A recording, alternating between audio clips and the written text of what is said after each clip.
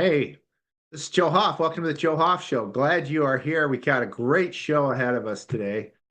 Just reminiscing about things. I was thinking about a time that I was in South Korea, and you'll know what I mean by that by the end of this show. Anyways, thinking about all sorts of stuff, lots going on in the news. As always, we've certainly cracked something out in California. This piece where we find 1 out of 5 voters isn't even valid, or they're non-citizens, or they're just phantom voters, is absolutely shocking in the country's sixth largest county, Orange County. So great work there by some great people, and it's getting some attention. But also is getting some attention. We had Sal Greco on Tina Peters' show on Monday. Sal is a policeman from New York City, former New York PD. He was let go because his friend was Roger Stone, basically. And he is suing the city. I think he said next week they're going to start doing depositions finally. It was wrongful termination, what they did. He had an unblemished record. And what he's seen since then is unreal. But he's a real truth teller on Letitia James and the Mayor Adams and all these people that were hanging out at this one facility in the Queens, I believe, and Jimmy's Cafe. And anyways, really seedy place. All these big names were there. I even read something that some of these big baseball players, major leaguers, were told you got to stay away from that place. You can't go there anymore because it was so bad. Anyways, that is where Letitia James was hanging out, and they found some information recently on Letitia, and she's done some mortgage fraud. I put a piece up at joehoff.com this morning. It's been in the news. Nobody's been better at this than Roger Stone, because he's a friend of Sal Greco. And these guys hate these scoundrels that hold you to a different standard. They commit crimes and then accuse you of committing crimes, like Letitia James did with President Trump. She accused him of these BS crimes in New York City, where one was with Mar-a-Lago. They said, "Oh, you overpriced Mar-a-Lago at 18 million or whatever he did. That place is a palace. It should be priced at more towards $1 billion." And they stole $500 million from President Trump as a result. Now she's getting it because she's committed mortgage crimes. So that's great news. And we're going to talk more about Adam Schiff as well. Some stuff I've reported that now I've shared this morning, and we're gonna share that in a moment. But before we go there, maybe we should try to figure out, did some people go into space or not? Some people are saying this whole thing about these big names, Katy Perry and others going into space. Maybe maybe the whole thing's a sham. Anyways, take a look. Here's a short clip somebody sent. I thought it was hilarious when I saw it. Anyways, watch this. Now, we haven't seen it. I want to see it myself. 1, 2, 3, take us space! Woo! Behind you, look, right behind you. It's okay, Flynn up there. Flynn, I got you. I got you, Flynn. Oh, the moon! You guys, I have to tell you, look at the moon. Look. Okay. Look at the moon. Gosh. Oh my gosh. So much. Whoa. That's amazing. Oh my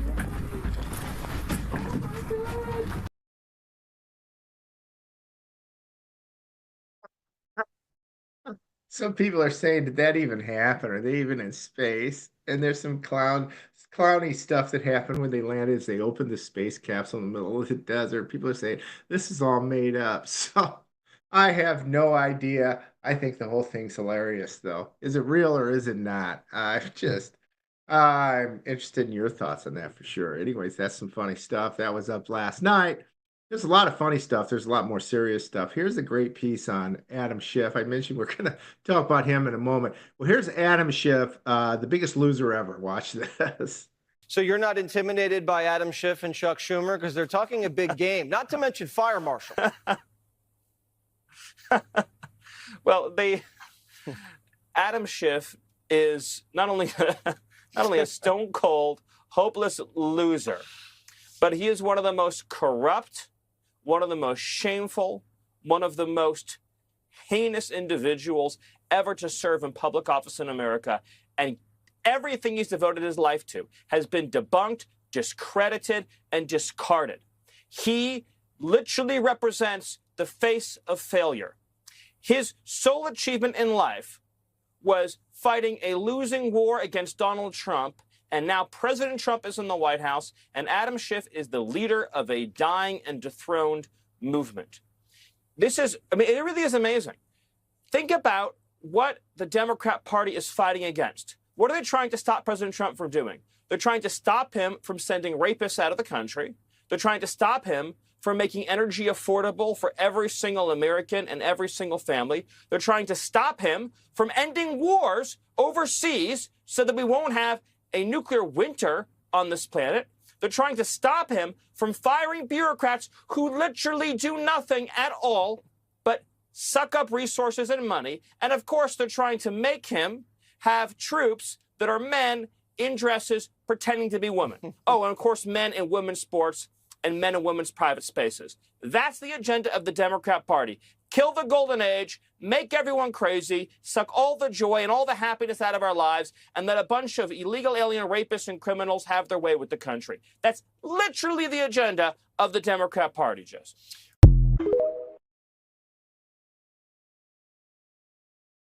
Stephen Miller is fantastic. I think I saw James Wood say something about him, like he's just a gift from heaven or something.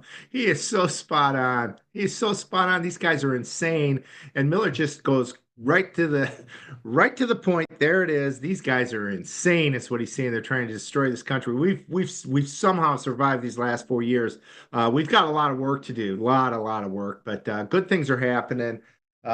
Actually saw some great news. Bobby Kennedy had his first presser this morning. Of course, he's going to get attacked. Thank the Lord Jesus, he's on our team.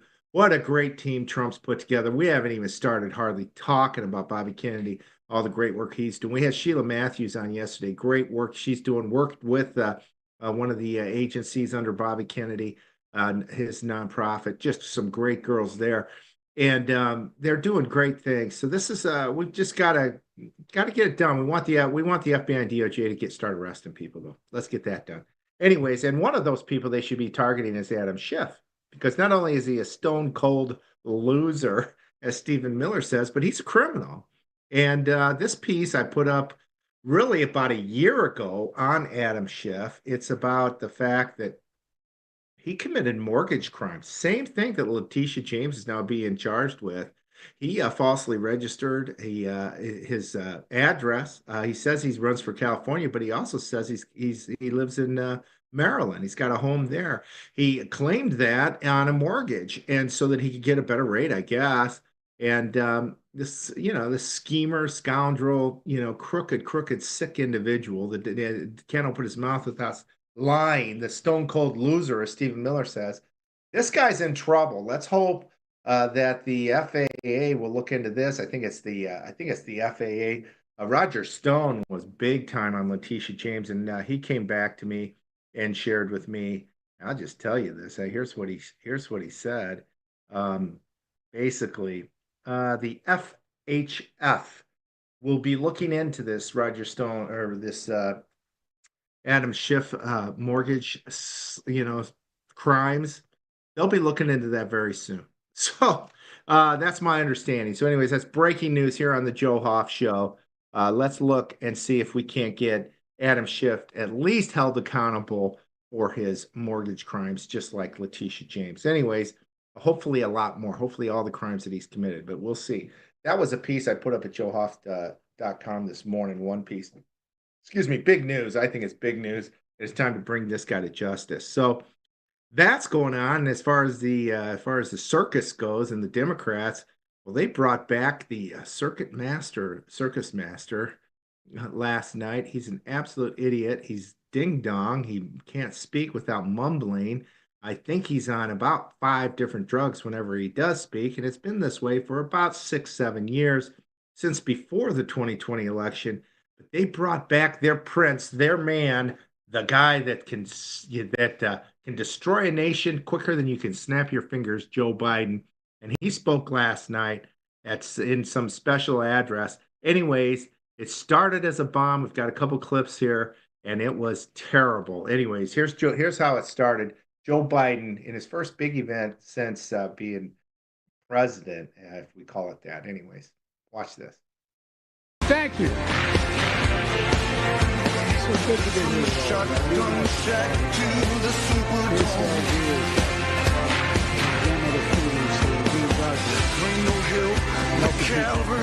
Who deserve help and paid for.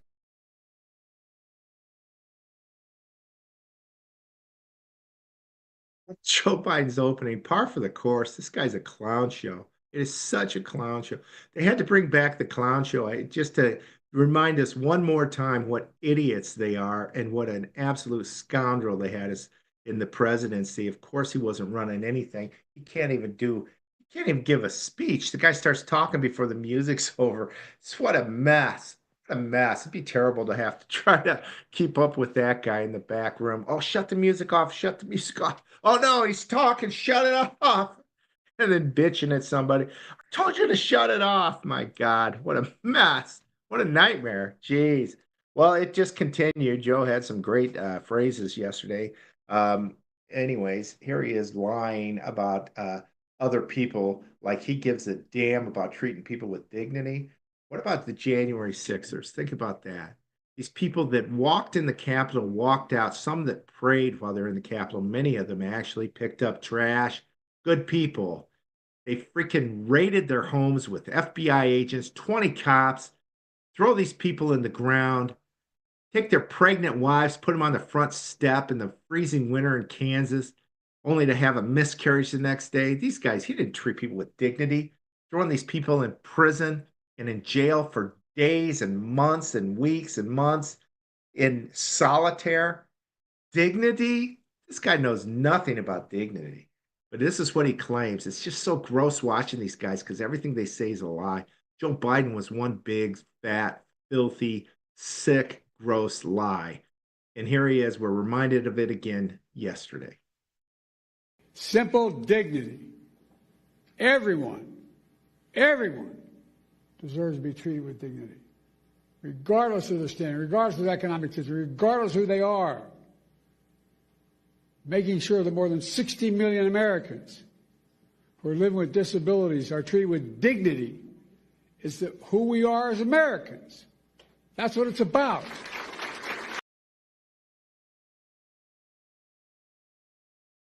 What a circus. Democrat Party is so disgusting. Who's running that party? China? George Soros, the globalist, World Economic Forum, all of the above. God, what a sick group of people. That guy is so sick. Dignity as he allows illegals to cross the border unimpeded. Millions of monsters that kill people's children, kill mothers, kill families. He's so sick. He didn't treat the American people with dignity. He treated the American people like they were garbage, like we were just something that they could just toy around with like cattle. We were chattel. Just, it was a joke. It was sick. That's what we've had to go through over these past few years. It's been a nightmare. People get taken to court, screwed over, thrown in prison, put in solitaire.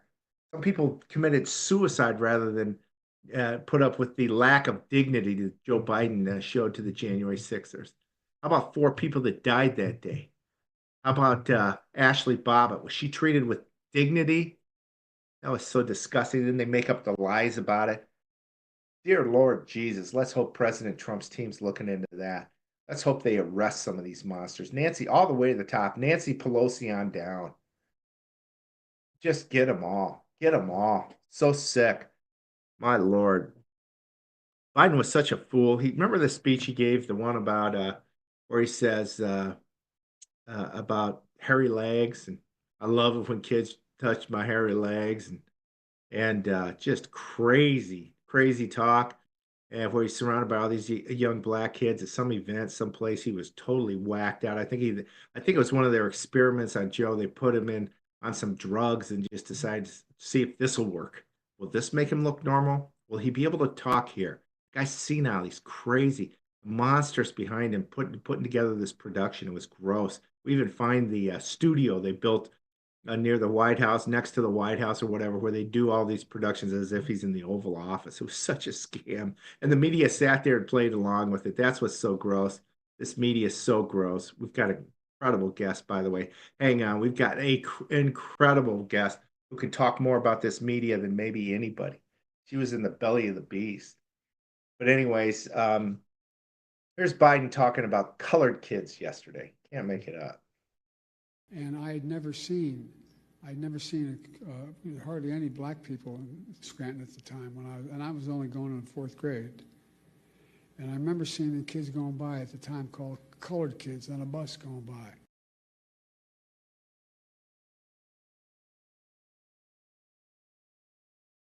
Not really sure what he's getting at there. It's probably something really stupid, gross, cringeworthy. It already is cringeworthy. So that was Joe Biden yesterday. It's like, oh my God, compare that absolute idiot monster controlled puppet to what we have today. We are so grateful. This Holy Week, we are so grateful. Our first Holy Week since President Trump is back in office.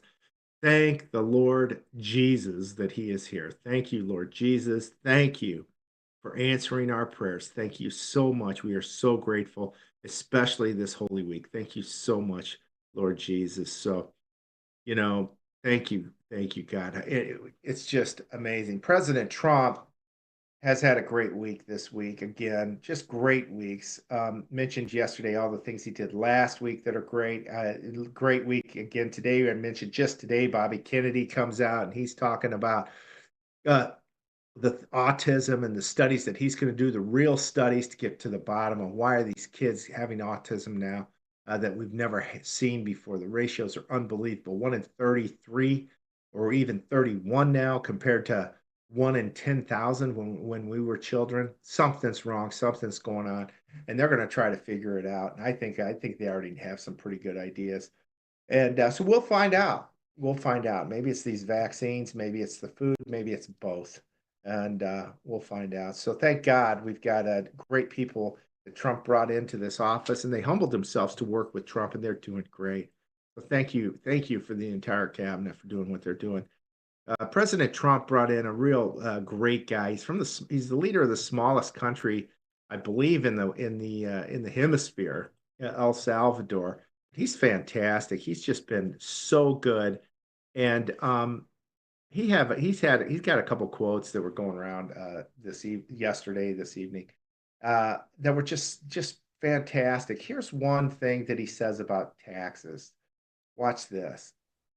The real problem is not the high taxes themselves, but the fact they are not even really funding the government. So who's financing the government? Government is financed by treasury bonds. And who buys the treasury bonds? Mostly the Fed. And how does the Fed buy them? By printing money. But what backing does the Fed have for that money being printed? The treasury bonds themselves. So basically, you finance the government by printing money out of thin air. Someone could ask, well, so if the government can print the limited amounts of money, why would they need taxes? The answer is simple, but it's very shocking. The real problem is that you pay high taxes only to uphold the illusion that you are funding the government, which you are not. The government is funded by money printing, paper backed with paper, a bubble that will inevitably burst. Finally, we have a president that's willing to address that. President Trump trying to cut the waste out, and the left is screaming, holy hell, because this money was going into their pockets. They were stealing it from the American people, wasting it on anti-American projects, anti-American activities, and destroying the world with billions and billions of dollars. And thank God, again, the Lord Jesus, and President Trump is in power now, and he's going to get this stuff fixed. So that was fantastic. This guy has cleaned up El Salvador in really a matter of years. First, he had to start arresting the criminals, and that's what he did. And then the judges weren't playing along, so he got rid of the judges. He replaced the corrupt judges, and now his country's the safest country in this entire hemisphere. He's done a great job. Here he is talking about human rights of women and what he did, because these monsters on the left. Oh, what about the right of this man that got sent to El Salvador? They're saying this man was wrongly sent to El Salvador, which is a lie. It's a lie. And the Supreme Court says 9-0. Trump's right. He can do this. This guy's a terrorist who's been sent back to his home country, El Salvador. And the left wants us to bring him back here. We have no right to do that, but that's what's going on. There's a senator in Maryland down there right now saying this guy needs to come back. What a monster. Get the hell out of their country. You have no business being there, and you have no business telling them what to do with their prisoners. Absolutely none. Zero. Get out of there. Get out of there. You shouldn't be there. And what about all the people in your state of Maryland? And I saw Trump put this out moments ago. All these lists of monsters that have killed people in Maryland. Where's your outrage for that? Where's your outrage for those people that suffered as a result of Biden's open borders and deaths and murders and rapes because of these monsters that were allowed into our country? Where is your outrage? What is wrong with you? It's crazy. You're just nuts. Take a look at how the president of El Salvador addresses this whole issue. What about the human right of a woman not to be raped? I mean, what about the human right of kids to play or to be free or to go to the park? And what about the human right to live or the human right to walk in the street, right? But no, they were worried about the human rights of the killers.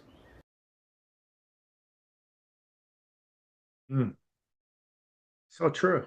That's what he says. These people say, "Oh, what about the human rights of this radical terrorist, a monster who was in a gang and raped and killed and sold drugs and just just committed crimes daily?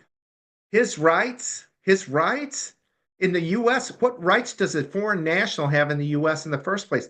They're trying to make the foreigners equivalent to U.S. citizens. It's just not the case. I'm sorry. They shouldn't be voting, for example. And we're seeing that happen. These guys are monsters. They want to destroy America. It's just outrageous. Anyways, one guy that's been on top of all this, and I've been following him, I'm just blown away by him. I'm actually kind of concerned for him. I started thinking about him this morning. This guy, he's got such incredible information. I just think he needs to have a security guard at all times. These people are monsters. I would think Mike Benz realizes these people don't play around. They don't care. They will kill people. They will do it over and over again. They have no conscience. People are cattle. We're just chattel that we need to that they can toy with as they want. And people like Mike Benz are just dropping truth bombs. I'd like to consider myself in that mix. A little different than Mike Benz for sure, but we're going to keep dropping these truth bombs. I hope you agree. Anyways, John Brennan is a character who's on the other side, who's not dropping truth bombs. He's one of these menacing individuals that a very, very, very senior, higher up individual said to me, John Brennan is a monster. If that guy's free, every minute he's free, it's a danger to society.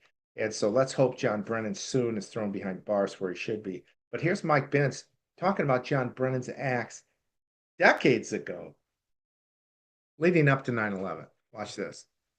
And the visa scandals are all over this. It was John Brennan, as CIA station chief, by the way, in Saudi Arabia, in the run up to 9/11, who together with the U.S. consulate issued the visas to 15 of the 19 9/11 hijackers. That was our visas. Now, look, there were only 11 of the 19 were Saudis. They were actually giving Saudi visas to non-Saudis. And 15 of the 19, you can read all about this in the guy who ran the visa desk for that U.S. consulate is J. Michael Springman. He wrote a book called Visas for Terrorists, where he goes over how the whole thing was done.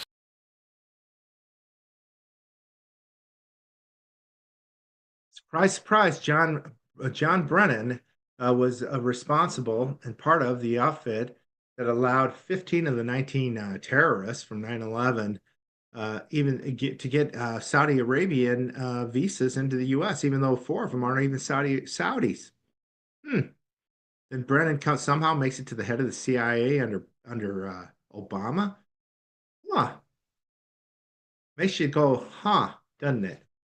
John Brennan, the monster behind, I believe, the Russia collusion. Early on, there's evidence. We have evidence of this. Just a monster, not a man to be trusted by the American people for sure. A monster. So anyways, we need to bring him to justice for sure. And thank you, Mike Benz, for your truth. The stuff you've brought up, it's so good. It's so smart. and very, very believable for sure. So thanks for what you do as well, Mike. Anyways, we're going to take a quick break. We'll be back right after this with an incredible guest. Can't wait to introduce her. So hang tight. We'll be right back on the Joe Hoff Show.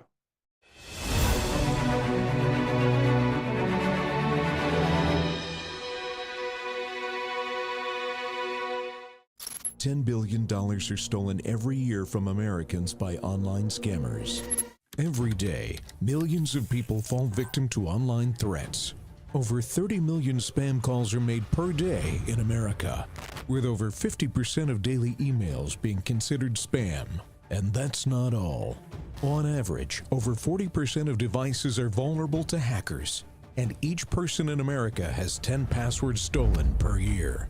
Can you imagine having unrecoverable credit card debt? Your savings drained to zero, your home foreclosed on, your identity stolen and ruined, your entire life, poof, gone. Introducing Safe and Secure. With the advanced programs, you'll be able to stay in control and keep hackers out. Don't let the cyber criminals win. Safe and Secure. Shield against hackers and embrace peace of mind. Visit PadoxaSNS.com for more information and to learn how to keep yourself protected. In every thread, in every stitch, Honor-Bound USA weaves the fabric of the American spirit. It's not just apparel, it's a testament to God, family, and country. At Honor-Bound USA, we're a family of patriots who put our faith, family, and America first. When you visit our website, you'll find a line of products that embody our commitment to pray, stand, speak, and act. As the official site for the Untamed podcast, all of our products proclaim speaking the truth with courage. We also have the powerful documentary from Professor David Clements, Let My People Go.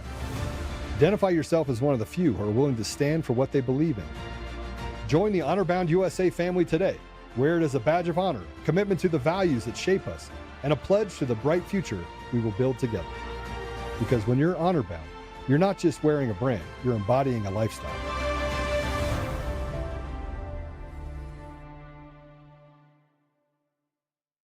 Hi, I'm Joe, Supreme Leader of DCF.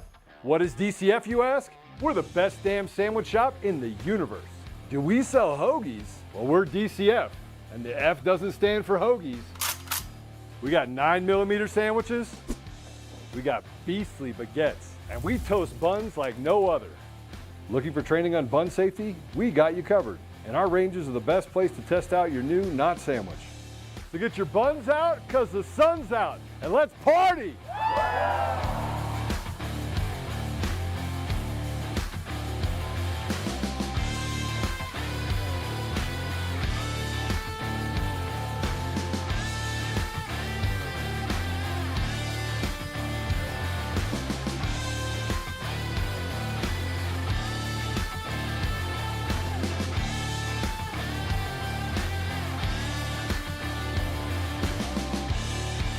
We're not actually a sandwich shop.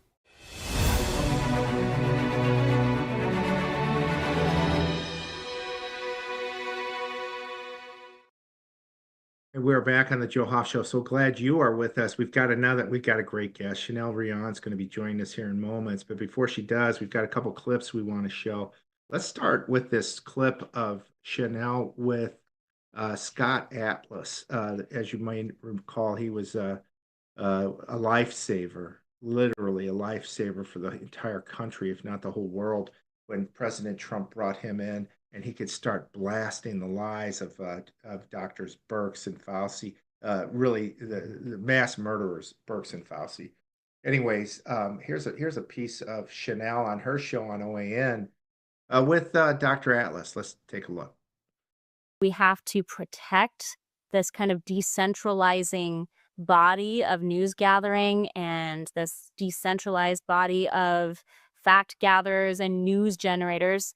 We need to protect them by simply ensuring that we don't allow monopolies to continue to dictate who is popular, who gets the platform, who gets access to the public spaces. And so, including yes, social media monopolies. 100%. And even yes. Elon Musk, I mean, he is a hero in my book, but even he is prone to the to the traps that come with having too much power. So we just have to remain ever vigilant, and the future of new media looks very bright. I'm so encouraged by the fact that there's so much dilution out there. And so, like I said earlier in the segment, I'm looking forward to a new trend where substance will reign. Not flashy this or flashy that, but substance. Right. And I suspect there is a return for that, because look at what happened with the Epstein files recently. Prime example of how kind of influencers all swooped down on the White House. They all walked out triumphantly with a binder of Epstein files, and it turns out it was a big flop because the information they held were things that we've largely known. It was Right. not the There was nothing bombshell. new there. There Yeah. was nothing new there, and people really reacted, to my surprise, very negatively, even to these names that are very popular inside these circles. I mean, the public backlash to the flop that was, and the non-substance that was incredible. And I saw that as something that was a hopeful sign. We're moving in a direction where the news audience, the new media news audience, is going to be far more critical, and will have a higher standard of wanting to see facts and evidence, like hard evidence. We don't want to see more of this, forecasting exciting headlines, or this is going to be big, clickbait. I think there's going to be exhaustion over that. And you saw Yeah. that with the release of the Epstein files recently. There's exhaustion, and people are now just looking for receipts, documentation, facts. And I think that's a very good direction for new Yeah, media. That was Chanel Rion with Dr. Atlas. Well done. Well done. Who couldn't agree with that more? This is what we all want. We just want the truth. Just give us the truth, the facts. And we'll have to ask her about that whole Epstein debacle. I remember seeing that thinking, well, how come they didn't invite me? I feel left out here. What about me? It turns out it was a terrible fail. Glad I wasn't there. Glad I wasn't invited. As a matter of fact, it's like actually to have been invited there was a negative. I'm sorry for those people that were there. Sorry, big negative. You guys, big negative. Never should have gone there. So, anyways, here's another piece. I was just talking about Mike Benz before we went to break, and we shared a clip of his on John Brennan and what a scoundrel Brennan is involved in the visas for the 9/11 hijackers. Anyways, 15 of them got Saudi visas, and only 11 were Saudis. That was John Brennan. Unbelievable stuff. Benz was on with Chanel as well recently, and so anyways, why don't you take a look at this? It's great.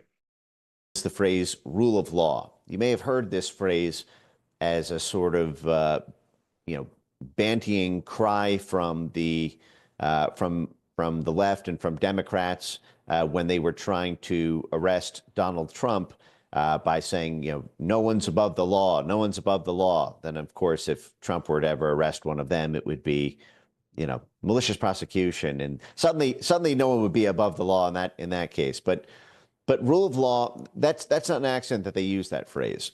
That is the phrase that is the banner name for the programs under which all of these judicial networks are built, and the judicial vassal state is made over foreign countries. So, for example, Norm Eisen was a part of something called the Transatlantic Democracy Working Group, and Writing that down, Norm Eisen. What a sham. How horrible. How horrible. Anyways, there's Mike Benz again, blowing information our way as fast as he can share it. It's just amazing stuff what he's been able to come up with. So that's the great Mike Benz. And Chanel Rion, she's had a number of great people on her show. I know on OAN. I been invited on OAN a few times there, and appreciate being on there. It's a great station, just like this one. Appreciate you being here, but lots going on. So we've got another clip of Chanel's. Why don't we play this as we'll play a piece of this, then we'll bring in Chanel. after we share part of this. Let's try that, Chris. Let's do this. As of November 2024, the U.S. federal government is America's single largest employer. American taxpayers employ over 3 million people inside the federal government. Take the post office and armed forces out of the equation, and the U.S. government employs roughly 2.4 million people. And while these jobs are supposed to be apolitical, the reality is each and every one of these millions of career government employees have lives and opinions. They have worldviews, as is their right. In March of this year, the America First Policy Institute published a report. Freedom of Information Act requests on work emails across our federal agencies found 95% of career employees who emailed about politics were liberals. The kind that hated Trump, cheered Biden and Harris, and celebrated Trump's defeat in 2020.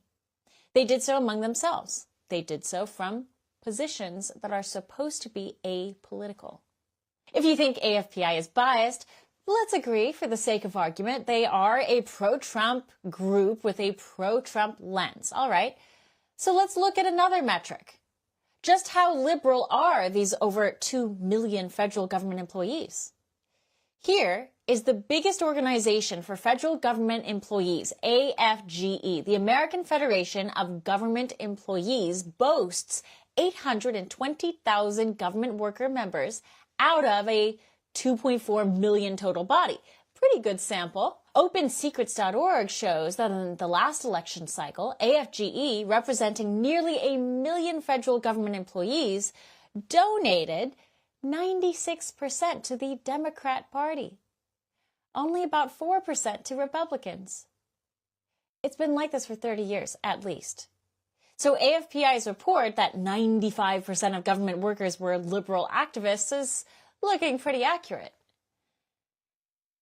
Remember what a career government worker is exactly. They remain in their positions regardless of who wins the White House. Of the entire government workforce, remember, only 5,000 are presidential employees. 5,000. These are government employees who serve the president and his mission. 5,000 working for the president against over 2 million working against him. Pretty grim numbers. But this is where it gets interesting. Enter the concept of malicious compliance. Malicious compliance is when a bureaucrat follows orders in a way that damages the order giver, but does not carry out the ultimate mission. An example. The Air Force Academy ripped out the famous World War II Tuskegee Airmen from Academy curriculum days after Trump took office. Why? Oh, we're just complying with racist Secretary Hegseth's orders to remove all traces of DEI from the Pentagon. These grudgeful bureaucrats will say that. Is that what they're doing? No. They're carrying out orders that don't exist to make Trump and later Hegseth look bad. They're dishonestly following orders to inflict harm on leadership. The Tuskegee Airmen were heroes. They were celebrated for exactly the thing Trump is advocating. They were celebrated for their character, their bravery, their merit, their skill. The left, on the other hand, insists on conflating war heroes who risked their lives for this country with overweight butches and men in high heels trimming their beards and hiking up their skirts at the Pentagon, demanding that you trust our national security in their hairy, confused hands. Not the same thing. Trump and Hegseth's elimination of DEI is about performance. But the bureaucratic left is so racist, they don't see the difference between the Tuskegee Airmen and drag queens playing soldiers. DEI is not the next civil rights movement, as much as career bureaucrats want you to believe. So how do we combat all of this? How do we combat liberal career bureaucrats maliciously following non-orders to make Trump look bad? Make a merit policy. Hegseth can sign a policy today identifying DEI as the sworn enemy of performance. Turn performance into the new DEI policy. And not the RuPaul sing and dance performance, the Tuskegee Airmen standard of performance. Shine a spotlight on the true racism that is DEI and the malicious compliance class. At this rate, they outnumber us. But we can still win this fight. The superintendent at that Air Force Academy will have to explain why they ripped the Tuskegee Airmen out of the history books, because these malicious compliers are in fact violating this new policy of celebrating performance. The superintendent will only expose their own racism in the process, their own maliciousness, where they're equating trans rights with the civil rights movement that the Tuskegee Airmen helped institutionalize. Anyone violating the order to preserve the celebration of performance should be subject to immediate court-martial, reduction in rank, and forced retirement, and create a similar system for the civil side.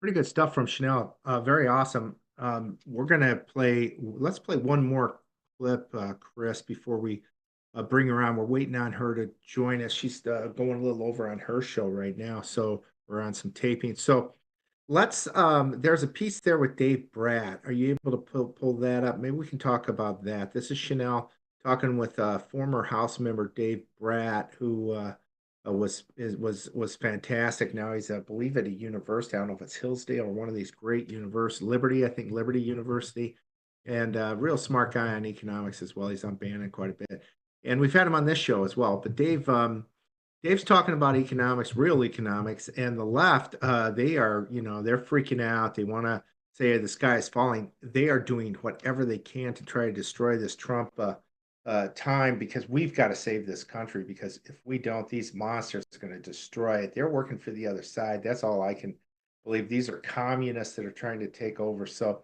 anyways, take a look at this Dave Bratt interview, short clip with Chanel right now. Your fellow scholars, your fellow economists, who all have hot takes, as you say, they all have hot takes, and some of them are just criticizing, as you say. But what are some of the big myths that you think are going to get debunked as we unravel this situation? Well, if people have been following the USAID Harvard China funding scam, you'll realize all these highfalutin economists are on the payroll for the billionaire class. And so you haven't seen the economists produce any work on any of the America First issues. Where have they been on 15 million border invasion, endless wars? What are the total costs for all these things? High inflation, $2 trillion a year deficit finance spending on the last administration. Crickets. They know they can't say a word. And so, yes, what I'm missing is I'm free trade, but that's, like believing in heaven right now. It's great. I believe in it, but we're nowhere near it, right? I mean, it's just a colossal joke. The G20, the richest 20 country, have 200 to 300% tariffs, every single one of them against the United States. Where have these elites been and the free market people on that? What they really want, and they won't say that, they want continued trade with China because they're getting rich off of the slave labor and the cheap working class who crushes our middle class. And so the rich 10% own 90% of the stock market. They also own the media. And that's why you're only getting one side of the story. You're not hearing from the people in Detroit that have been crushed. So true. So true. Americans are getting hammered by this Biden regime and economy. We almost lost it all. A massive debt that we cannot pay back. And Trump's trying to do the best he can, bringing in Elon and his team to cut the costs. Then he's going to increase revenues through tariffs, et cetera. And then through jobs and more people making money, just rev up this economy so that we can really begin to start paying off this debt. I've heard that there's some other ideas on the books as well. I've actually heard rumors about, well, I could tell the energy program is really something. The U.S. has all this energy, oil, gas, all these reserves throughout the country, just massive reserves from Alaska down through Texas. It's just North Dakotas, across the country. And the U.S. isn't taking advantage of that like it can and will. And under President Trump, we're going to get gas prices real low, which helps everybody, lowers the cost. I think we actually lowered costs in the last month related to inflation, actually had a lowering of cost. So Trump's doing everything right. This is exactly what we wanted him to do. the Biden regime, looking back, it was absolutely frightening what was going on. These people were working for China or somebody. It was seriously, I've never seen anything like it. And I remember even back on it was the 4th of July weekend here in the States, I believe. Big weekend in Hong Kong. And the head of China, she goes over to Hong Kong and gives this talk after they'd basically virtually taken over Hong Kong now. They did it from the inside. They replaced their CEO, which is their president, forced it so that whoever runs for that position has to be vetted by China. So China handpicks the CEO. Then what they did is they filled the upper house in their legislature with a bunch of Chinese, and then what they did is the lower house, which was when I was there in '99, it went 95% anti-Chinese, pro Hong Kongers. Um, what they did is they just took away all the rights from the lower house. It just doesn't mean anything anymore now. And actually, some of the people that ran that were vocal against China, they got arrested during COVID and put away. So, including a cardinal, Catholic cardinal there in Hong Kong. Never saw Pope John Paul stand up for him, that's for sure. Anyways, that was China. They took over Hong Kong without firing a bullet, virtually. It was easy. They took over the government now. Nothing happens without China's okay. And that's one way to take over a country. And that's exactly maybe the same model that they're trying to do here. Steal the elections, continue to steal the elections like any communist and fascist regime. Steal the elections some more, prevent your opponents from winning anything, even though your opponents stand for the people. You treat people like cattle and chattel, like I've said now for about the 5th time in the show today, treat them like garbage. And then what you do is start pushing through these insane policies, not just anti-American, but anti-human. Open border, let the terrorists come in, let the monsters from these South American countries that were in these terrible gangs, let them come in, have them just destroy neighborhoods, start kicking people out of apartment buildings like in Aurora, Colorado, things like that, killing people, raping people, and that's what you bring to a good country. You by the bucket loads. You take over the media. You make sure that everything in that media is controlled by you. You end up totally controlling the media.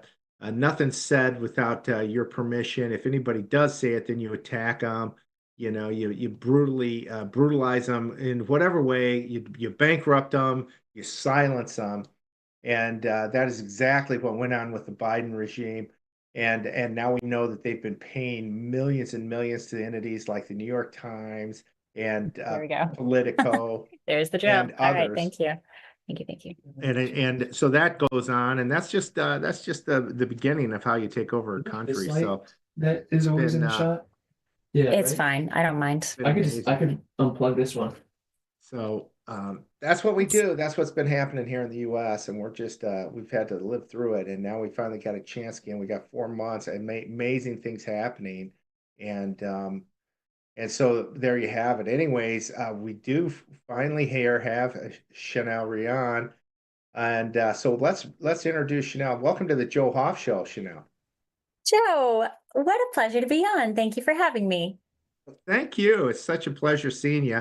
We played a few clips that you had out there on the internet on your Twitter handle, and they were great recently with Mike Benz and Dave Bratt and some others. Dr. What's his name? Art Laffer. Yeah, just fantastic stuff. So thank you so much for spending some time joining us. Anyways, why don't you tell some people a bit about you before we get going? I'm really interested to hear myself. So give us a bit of your history, if you don't mind. Where do we start? Are we doing like a short bio? Yeah, why not? Well, I was born in the Woodlands, Texas, and I grew up in a homeschooling family through and through. We lived all around the world for a little bit. My father was an attorney, and we had the great blessing and opportunity to use the world as our classroom. And obviously, I would love to make that happen for my family going forward. But growing up, I had an amazingly blessed childhood. We traveled the world. My mother is South Wow. Korean, so we had a lot of childhood memories in Seoul with my family there. And we grew up in a way I think that was very eclectic. Our family upbringing was emphasized a lot of kind of both left right mind development. Both we were encouraged to pursue highly creative arts while also pursuing very practical and logical pursuits. And writing was a big deal in our family. Reading was a big deal. So I share all of that to say that when I found myself in the media role, it was never in my designs or plans to ever be in broadcast news or be a journalist ever. But my upbringing it was one of those moments where God shows you that you were trained in a way that was kind of perfectly laid out for a plan he had that you had no idea existed. And suddenly the door opens and it's like, oh, wow, I fit pretty well here. Wow. No wonder. You So certainly have. that's Yeah. kind of the backstory. I went to Harvard for undergrad, met my husband, my soon-to-be husband there. We have a 3-year-old. We are now in Virginia Beach. I am in law school full-time while also airing our show, Fine Point, on OAN at 10 p.m. every night. So that's kind of the shtick right now. But I came here by way of the White House briefing room. I think that's how you and I met in the days when conservative media was definitely not welcome in the people's house.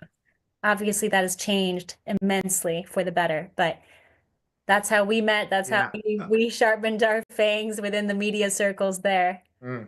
Yeah, so fantastic. That's so great hearing your story. I'm really interested in your upbringing with I thought you told me before that you were part Korean. And I have a son, he's just the most handsome guy you ever met.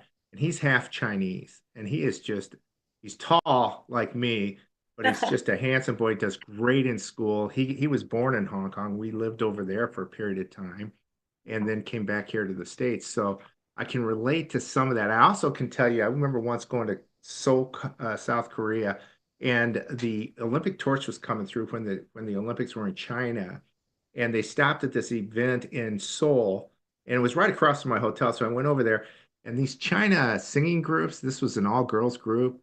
They're the prettiest girls I've ever seen. I watched them. We went over, me and a buddy from work and stuff. We saw this. I had a smile on my face for like 2 hours. They were so fantastic. The music in Korea is just unbelievable. And It's so, really anyways, up in recent years too. yeah, so they're awesome. So it's really cool. Your background's incredible. I'd love to talk to you about that. But you're right. You were the voice in the White House, the lone voice in the White House, with more courage than anybody I've ever seen, standing up there when this pack of wolves or demons was coming after Trump. You would then pop in with a wonderful question, and it was like a breath of fresh air. Was that a scary time for you? Because I mean, those people were wicked, and you were all alone. Oh, they were vicious. And I guess another blessing of my upbringing was I was completely immune to peer pressure. I did not know what it was like to have to, it did not affect me that these people were glaring at me, that they were literally whispering about me like while I can hear them. It did not affect me that they were like yelling obscenities while I was on live TV, like just trying to interrupt my own broadcast. Did not affect me that they were leaving, terrible notes. I laughed at it because I thought, wow, this is so puerile and, childish. Did not know that this was what the phrase "it's just like high school" was all about. Because obviously I didn't know what high school was like. So when people said that it was just like high school, I was like, this is what high school must have been like, because it was very petty. And what was incredible, like the pettiness was executed by people who were twice my age. And the people who were twice my age who had been in DC for a very long time. And I guess that might be the blessing of being a total outsider who is just completely naive to the way things work, because I just dived right in and I didn't know that there was this cartel you were supposed to sign up for, the White House Correspondents Association. I did not know that there was all these different rings you were supposed to kiss. And when I found out that there were these rings I was supposed to kiss, I simply asked why. And then they essentially kicked OAN out of our seat inside the briefing room. And the retaliation, of course, in God's humor was to say, oh, you know what? You wanted to kick OAN out because they were asking questions you guys refused to? The joke's on you. The White House invited me into the White House, and I was permitted to stand in the White House briefing room every single day compared to the cycle that they were putting everybody in for COVID. And I was the very last person because they then pushed me in the very back. So the joke was then on them because I ended up being able to cover the White House every single day during COVID. And I always got the last question because they pushed me in the very back.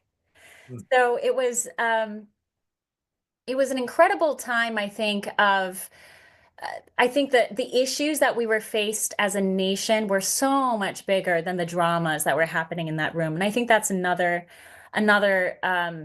reason that it was so somewhat easy for me to not have to pay attention to the hit pieces. They wrote long hit pieces against me. They dug up my family history. They dug up my paternal grandmother who I'd never met. They started doing these long pieces, and I was like, huh, I guess I'm doing something right if I, a mere journalist, are being targeted in a tabloid fashion. So I think all of it just emboldened me. And it emboldened me when I saw the kinds of people who were objecting to what I was saying, when I saw the kinds of people who were objecting to what I was doing and objecting to the questions I was asking. I thought, huh, if they're upset, I am emboldened to keep doing this because clearly I'm doing something right. And that is pushing against the tsunami of what is acceptable in their worlds. And I am not in their world. Yeah, absolutely. He did a fantastic job. There was a young man, his name was Lucian, that was in there for the Gateway Pundit, and he got pushed out. He just got so beat down by these people. He just had a hard time going back. They abused him in the back room. They'd take him back there and scream at him and accuse him of being white nationalist or whatever, some bogus garbage that they always say. This guy was, I think his parents were, or his grandparents or parents were Jews that's escaped Nazi Germany. They're calling him all these names, and he wasn't a big guy. He was and I think they just beat him out of there. He just finally just didn't. He just stopped going. It was just too much. It was too much for him. Oh, And I'm so sad to hear that. I mean, I saw that in other conservatives, the rare other conservatives that were there either played along and just like they kind of played nice behind the scenes with the other liberal reporters, and then on camera they would ask a somewhat conservative question. But again, there would only be like one or two of us total. And even they would not associate with me because I was so clearly on the outside from this whole White House correspondence cartel that existed in there. But it was quite a time, Joe. I mean, I remember you remember it too. Obviously, you witnessed it through Lucian, but that is definitely on brand with the way that DC reporters and particularly that White House elitist reporter kind of breed acts. I think you come finally to this conclusion, at least I have, that it's a spiritual war, and we're on the right side. We're on the side of truth, and evil hates the truth. It just despises the truth, and they will do anything they can to stop us from sharing this truth because it cracks their lies. It breaks them really pretty easily sometimes, like clicking a piece of glass, and they hate us for that. And that's good. Like you said, that's good. That makes you realize you're doing the right thing. That's right. And this is also, mind you, a generation of people who come from, I guess, journalism programs where they're taught that you, as a journalist, as an activist journalist, you can change the world, you can bring truth to power. And they're all trying to be Woodward and Bernstein. And in their desperation to be Woodward and Bernstein, they mix up their job. Their job is to actually report on facts and bring in and aggregate facts and aggregate information for the general public. It's not to make headlines of themselves, which ironically, so many of us ended up becoming the headline in the process of just doing our jobs. I would say, unfortunately, I became one of those stories where I became a headline and they just attacked me for my approach to the news, which was openly conservative. But But on the other hand, I think it was also a great chapter because I believe that my being in there helped usher in the brand of new media that you see operating inside the White House today. And for that, I will, if I walked away from Washington, D.C. today, never returned, I will have been very proud of what I was able to accomplish from fighting back in those days. Yeah, fantastic. When you talk about that White House press group or whatever, uh, Gateway Pundit could never get in there. They allowed all these other groups, people from like Al Jazeera overseas. Gateway Pundit, one of the largest websites in the country, I got you wasn't guys given in. access. Huh? I What's got you that? guys in. I got one of your correspondents in one day. I think One day, yeah. one day, and it was, Yeah.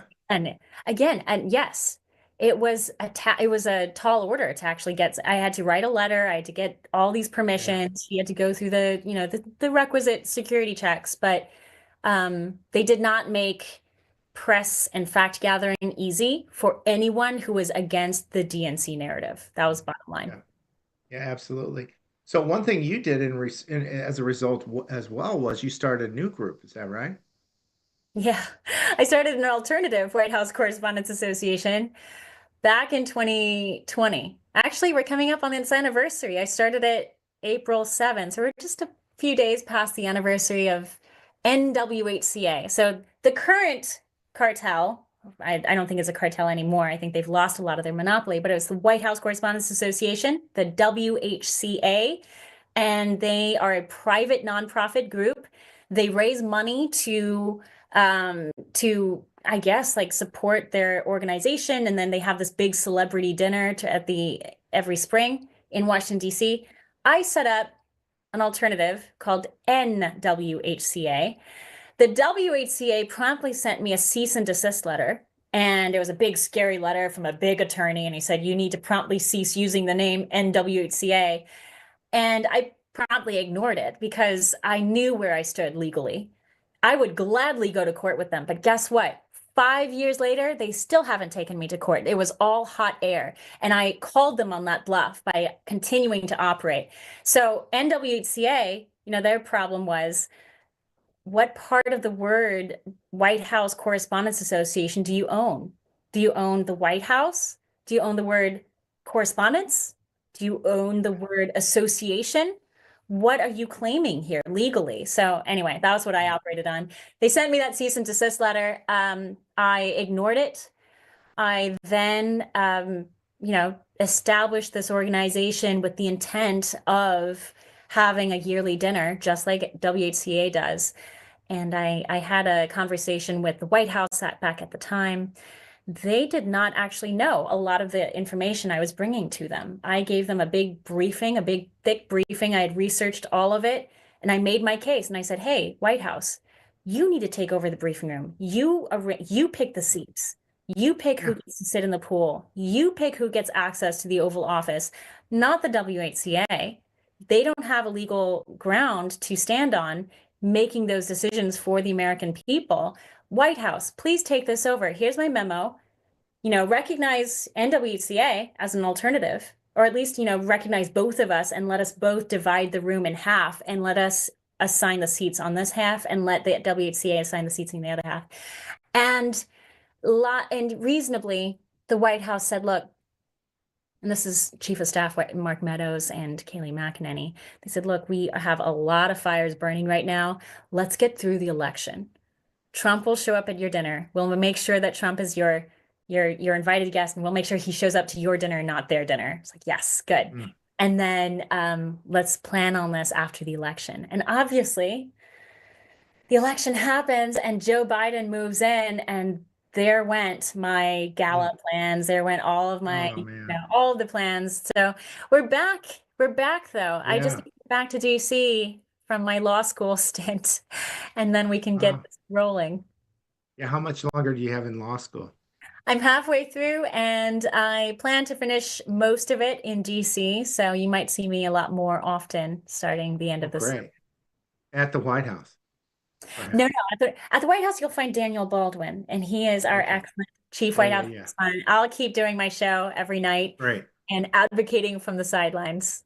Great, great. I love going on with Dan Ball. He has me on once in a while to chat. He's fun.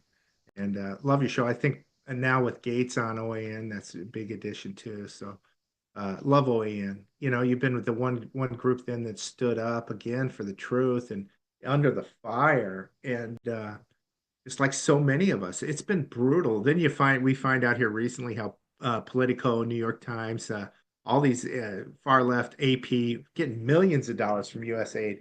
Your jaw drops. You know, you lose your breath when you hear this stuff after all we've had to go through.